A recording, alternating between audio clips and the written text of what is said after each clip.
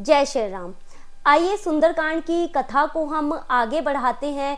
पिछले प्रसंग से मैं आपको जोड़ती हूँ। कथा में हम थे कि जब विभीषण जी रावण की लंका को त्याग करके आकाश मार्ग से अपने सचिवों के साथ आते हैं और फिर वो श्री राम जी की शरण में आते हैं। हमने श्री राम जी की शरणागत वत्सलता भी देखी है और वो विभीषण जी जो है बोलते हैं कि अब सब कुशल है, मैंने आपके चरण कमलों को देख लिया है और सब कुछ जानकर भी कि मैं रावण का भाई हूँ, तब भी आपने मुझ पर इतनी प्रीति बना के रखी है।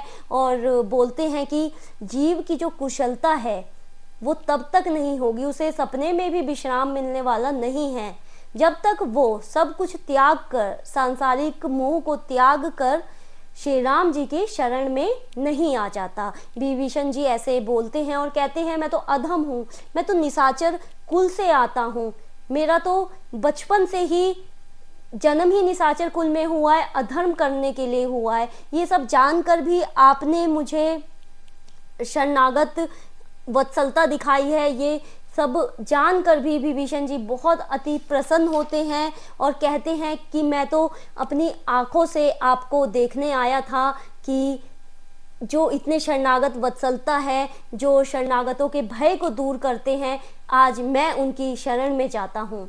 ऐसे करके और पिछले दोहा जो था हमने कहाँ पर इसे छोड़ा था ये मैं आपको बताती हूँ। पिछले दोहे में अब विभीषण जी जो कह रहे थे, अहो भाग्य मम अमित अति, कि हे प्रभु मेरे तो अहो भाग्य हैं, अमित अति। अमित अति अर्थात जिसकी तुलना नहीं की जा सकती। राम कृपा सुख पुंज, मुझे राम जी की कृपा का सुख रूपी समूह प्राप्त हो गया है। विभीषण जी ऐसा कहते हैं, देखे नयन बिरंच शिव सेब जुगल पद कंच। आपके दोनों चरणों को मैं देख चुका हूँ जो शिव जी द्वारा सेवित है, ब्रह्मा जी शिव जी द्वारा जो सेवित है, उन चरणों को अब देखकर मैं बहुत कुशल हूँ। अब मैं अत्यंत कुशल हूँ जिसकी सीमा नहीं है, ऐसे विभीषण जी बोलते हैं। अब चलिए हम कथा में आगे बढ़ते हैं। सुनऊ सखा निज कहऊँ सुभाऊ। अब यहाँ पे देखिए राम जी क्या कहते हैं विभीषण जी से, हे सखा सुनो मैं तुम्हें अपना स्वभाव बताता हूँ। निज कहऊँ स्वभाव, निज अर्थात अपना स्वभाव बताता हूँ। जान भुसंडु शंभु गिरु जाओ, कि जिसे काक भुषंडी जी शिव जी और पार्वती जी भी जानती हैं, क्योंकि आप ये जानते हैं ये जो श्री रामचरितमानस की जो कथा है ये काकभूषणी जी द्वारा भी कही गई है, शिव जी द्वारा भी कही गई है, पार्वती माता को सुनाते हैं शिव जी, तो ये सब मेरे व्यवहार को जानते हैं, ऐसे राम जी बताते हैं। जो नर होई चराचर द्रोही, अब बोलते हैं जो मनुष्य समस्त संसार का उस मनुष्य पे द्रोह क्यों ना लगा हो, अधर्म ही क्यों ना लगा हो, चर और अचर समस्त जितने भी जीव हैं, मनुष्य हैं, प्राणी, सबका द्रोह आप पे क्यों ना लगा हो। आवे सभय शरण तकी मोही, अगर वो मेरी शरण में आ जाता है सब कुछ त्याग कर। राम जी ऐसे बोलते हैं कि उस जीव पर पूरे विश्व का द्रोह क्यों ना लगा हो और वो मेरी शरण में आ जाता है त्याग कर। आवे सभय शरण तकी मोही, सब कुछ त्याग कर। तजी मद मोह कपट छल नाना, लेकिन यहाँ पर क्या बोला गया है, ऐसे त्याग कर आना है जिसके अंदर कपट, अहंकार, घमंड, ईर्ष्या, मद, मोह, लालच सब कुछ त्याग कर अगर वो मेरी शरण में आता है। करहु सदते साधु समाना, मैं उसे बड़ी तेजी से तुरंत ही साधु के समान कर देता हूँ। सद अर्थात तुरंत ही मैं साधु के समान उसे कर देता हूँ। यहाँ देखिए कितनी बड़ी बात कही गई है कि आप अगर श्री राम जी के भगवान के शरण में जा रहे हैं, चरणों में जा रहे हैं, लेकिन मन आपका जो मन है पाप रहित, पापों से भरा हुआ है, तब उसका कोई भी फायदा नहीं है। शरण में कैसे आना है, सब कुछ त्याग कर, घमंड, ईर्ष्या, मोह, लालच सब कुछ त्याग कर आते हैं। अब यहाँ पर स्वयं राम जी बोल रहे हैं कि अगर वो मनुष्य सब कुछ त्याग कर मेरे पास आएगा, अगर उस पे पूरे समस्त संसार का द्रोह भी लगा होगा तो मैं उसे तुरंत ही साधु के समान बना दूंगा। जननी जनक बंधु सुत दारा, तनु धनु भवन सुहद परिवारा। अब आगे क्या बोलते हैं, जननी अर्थात माता, जनक पिता, बंधु भाई, सुत बेटा, दारा पत्नी, ये सब जो रिश्ते हैं, तनु धनु भवन अर्थात जो आपका तन है, आपका धन है, आपका ये अच्छा परिवार है, दौलत है, शोहरत है, ये सब जो रिश्ते, सांसारिक सुख है, सांसारिक मोह है, इन सब को क्या बोलते हैं, सबके ममता ताग बटोरी। इन सब सांसारिक मोह को, इन सब ममता की एक ताग बनाकर वह मनुष्य मम पद मनहु बांध बड़ी डोरे, अगर वो मेरे चरणों में इन सारी ममता को की ताग बनाकर एक डोरे में बांधकर मेरे चरणों में रख देता है तो उस मनुष्य का कल्याण मैं करता हूँ। अगर यहाँ पर कहने का क्या तात्पर्य है, यहाँ पर यही तात्पर्य है कि जो सांसारिक आपके भोग विलास है, सांसारिक सुख है, जो जितने रिश्ते हैं, उन सब को आप एक डोरी बना लीजिए उन रिश्तों की और प्रभु के चरणों में रख दीजिए। जैसे एक कठपुतली होती है वैसे ही भगवान जो है कठपुतली की तरह आपको चलाएंगे, लेकिन शर्त यहाँ पे यही है कि आपको अपना जो सारा सांसारिक मोह है वो प्रभु के चरणों में रख देना है। अब आगे देखिए, समदर्शी इच्छा कछु नाही, और कैसा होना चाहिए वो जीव अगर मेरी शरण में आ रहा है तो समदर्शी मतलब समान होना चाहिए, सबको समान देखने वाला होना चाहिए। इच्छा कछु नाही, उसके हृदय में, इस हृदय में कोई इच्छा नहीं होनी चाहिए। हर्ष शोक भय नहीं मन माही, उसके मन में थोड़ा सा भी विशेष हर्ष ना हो, कोई शोक ना हो, कोई डर ना हो, वैसा होना चाहिए मनुष्य। समदर्शी होना चाहिए, सबको समान रूप से देखने वाला होना चाहिए, ऐसे बताते हैं।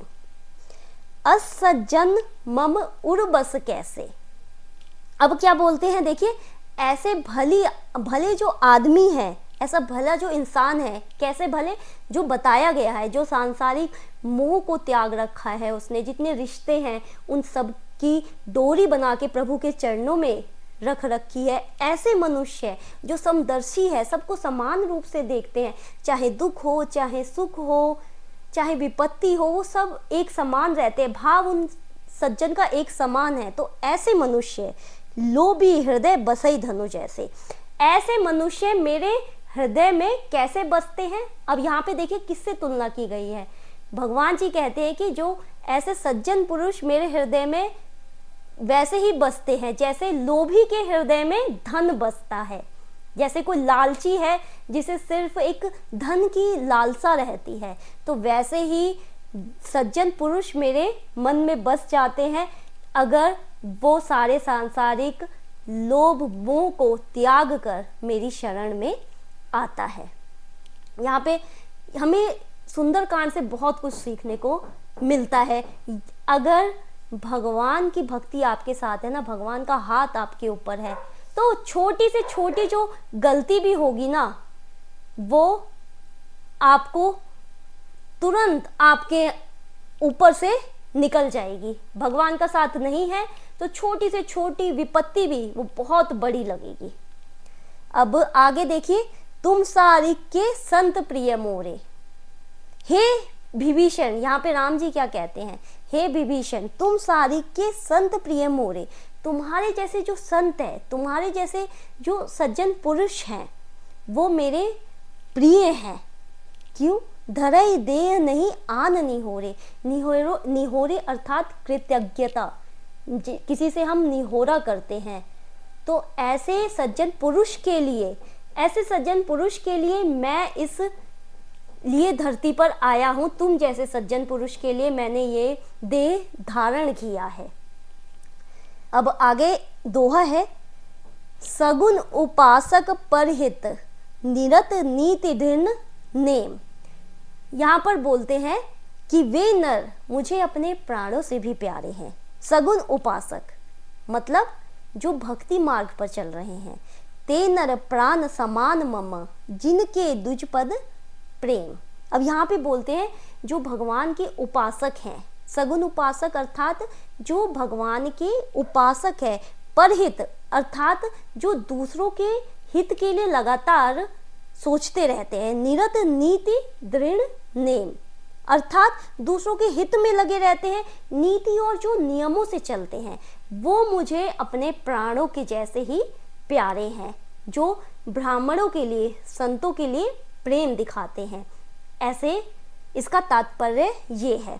सगुन उपासक परहित निरत नीति दृढ़ नेम ते नर प्राण समान मम जिनके दुजपद प्रेम। जो औरों के प्रति प्रेम दिखाते हैं, जो साधुओं के प्रति प्रेम दिखाते हैं, वो मुझे अपने प्राणों के समान प्यारे हैं। सुनु लंकेश सकल गुण तोरे ताते तुम अति सिय प्रिय मोरे।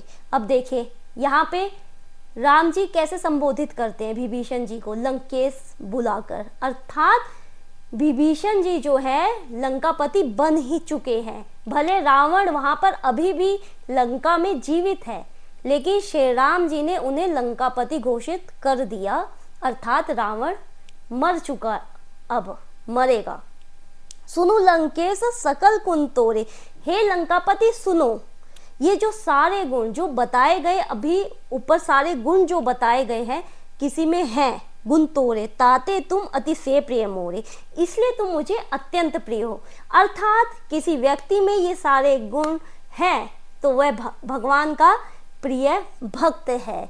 तो ये सारे गुण जो है मनुष्य को अपने अंदर कोशिश करनी चाहिए कि ला पाए, सज्जन पुरुष बन पाए, अपना जो सारा सांसारिक मोह है वो त्याग दे, समदर्शी बने, सबको समान रूप से देखे, दुख में, खुशी में, भय में एक समान रहे।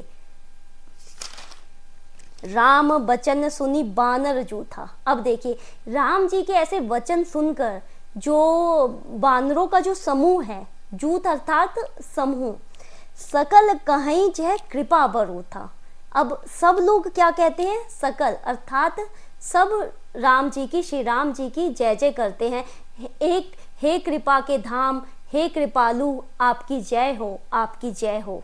प्रभु श्री राम जी की ऐसी वचन सुनकर सुनत विभीषणु प्रभु के बानी, नहीं अघात श्रवणामित जानी।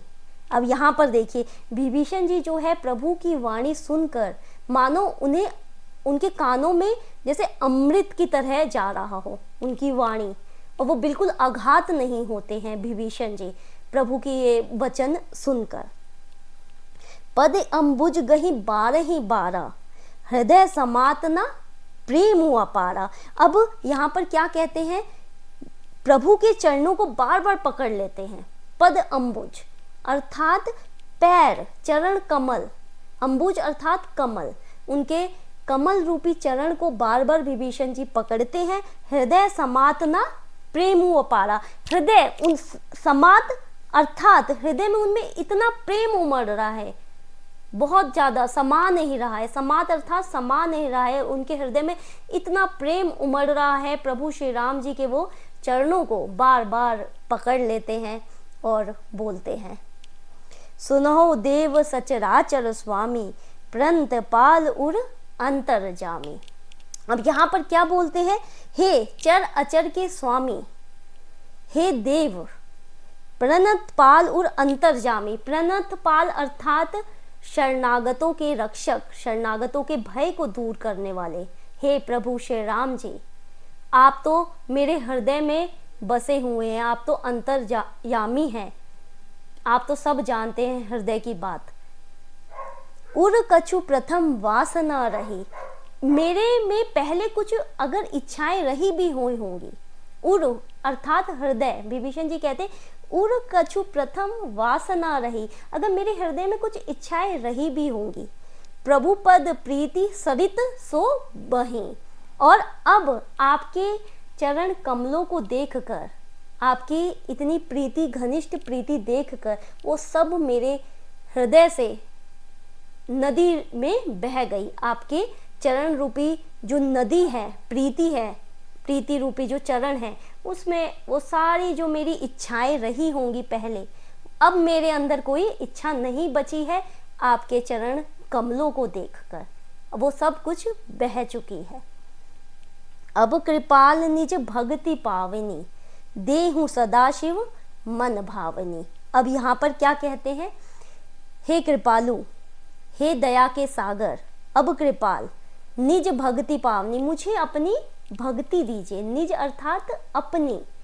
विभीषण जी कहते हैं, हे कृपालु, हे दया के सागर, हे शरणागत वत्सलता वाले भगवान श्री राम जी, मुझे अपनी प्रीति दीजिए, अपनी भक्ति मुझे प्रदान कीजिए। देहु सदा शिव मन भावनी, जो हमेशा से शिव जी के मन में बसी है, ऐसी प्रीति मुझे भी चाहिए।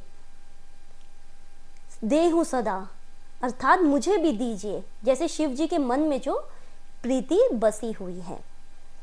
एव मस्तु कहीं प्रभु रणधीरा। अब यहाँ पर क्या कहते हैं श्री राम जी, एव मस्तु तथा अस्तु, मैंने तुम्हें दे दिया ये वरदान। कहीं प्रभु रणधीरा, रणधीरा अर्थात जो युद्ध में धैर्य धरने वाले होते हैं, युद्ध में धैर्य धरने वाले श्री राम जी ने उन्हें, विभीषण जी को कहा ऐसा ही हो। मागा तुरंत सिंधु कर नीरा, और वानरों से समुद्र का जल मंगाते हैं, तुरंत ही मंगाते हैं समुद्र का जल। और आगे, जदपि सखा तब इच्छा नाही, मोर दरसु अमोघ जग माही। अब यहाँ पर देखिए कितनी बड़ी बात कही है।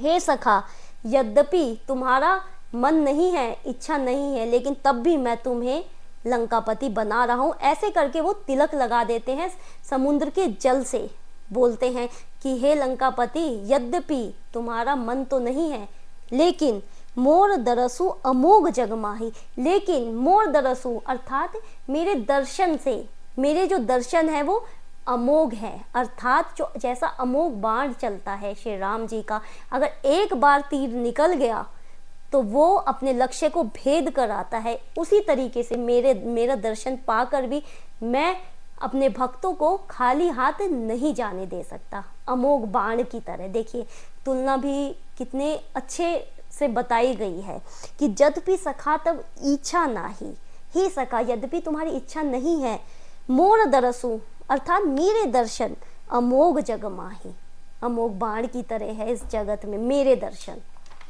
ऐसा कहकर अस कहीं अर्थात ऐसा कहकर राम तिलक ते ही सारा, राम जी ने तिलक कर दिया विभीषण जी का उस समुद्र के जल से।